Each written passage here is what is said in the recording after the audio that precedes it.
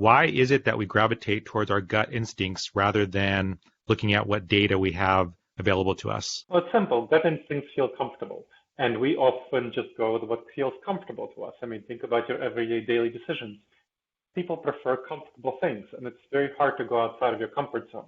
If we think a certain choice is right, it's not because we have the data to support that it's right. It's because we feel it's right. We tend to perceive ourselves as thinking it's right, but that's not what actually happens. What actually happens is a gut feeling, a feeling that this is right.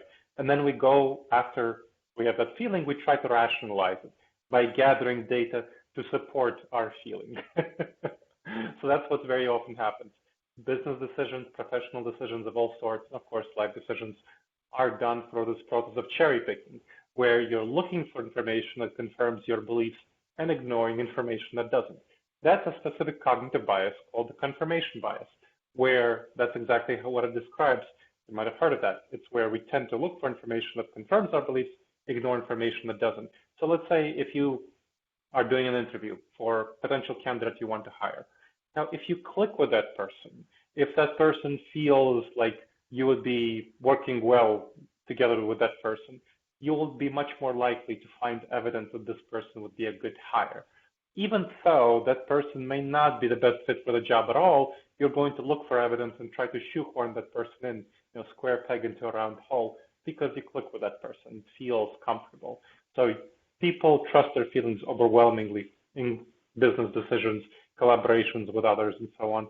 And why is that? Well, because our gut intuitions, our gut feelings, they are meant to be tribal. That's what they come from. They come from that savanna environment when we lived in small tribes of 15 people to 150 people. And we had to be very strongly tribal as hunter-gatherers, because if we weren't very tribal, we'd be kicked out of our tribe and we'd die, or our tribe would fall apart and then we would die. We're the descendants of those people who didn't die. So therefore, we are very tribally oriented. We want to look for people who we click with, who look like us, who think like us, who share our values, and so on.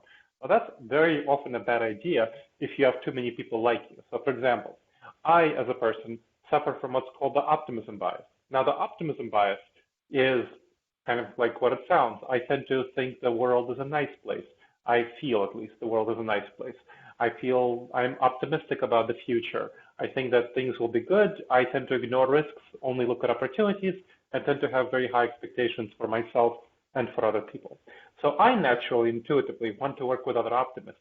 So when I'm trying to hire people, I click very much with other optimists. When I'm having a business collaboration, deciding with who to do business, I very much click with other optimists. But what I have learned through studying cognitive biases like the optimism bias is that if I hire or work with too many optimists, whether as business collaborators or as people who are in my company, who I hire for myself, work with me, that causes me serious problems, because I'm the kind of person who has 20 ideas before breakfast, and I think all of them are brilliant. Now, that I have learned to my bitter experience, they're not all brilliant. So, I know that what I need to do with those ideas is I need to hand them off to a pessimist, and the pessimist will say, well, these are all half-baked potatoes, but these three are worth finishing baking. And then they'll fix all the flaws in these three ideas, and they'll implement the projects well. What would happen if I worked with optimists? Well, I'd have 20 brilliant ideas, and they'd have 20 brilliant ideas. And we'd reinforce each other. We'd say, now we have 40 brilliant ideas. Let's go and do all these things. That's what happens when I work with optimists, as I've learned. That's not good. It doesn't work really well for a business. And very many businesses, you probably know the statistics that about half of all small businesses fail. Startups fail within the first 5 years. 10 fail, within the first year, 10 years, about 2/3 fail. Within the first 15 years, about 75% fail. That's because they often hire the wrong people. They often hire people who are optimists, hire optimists, for example, and they run in too many directions, and then they fail. What they need to do, and these are just 2 out of over 100 cognitive biases that you need to account for. You need to hire pessimists so that you make sure to filter these brilliant ideas and actually take the good ones and implement them well. Now, pessimists wouldn't be working well with a team of pessimists either, because you just wouldn't be having ideas. You'd just be criticizing each other's ideas. That's unhelpful too.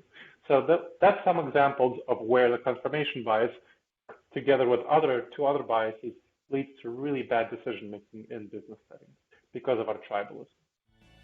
Thank you so much for checking out this clip from the Data Talk podcast. To watch the full episode, you can either go to the Experian blog. The URL is experian.com/datatalk, or you can click on the link, which is found in the description of this video.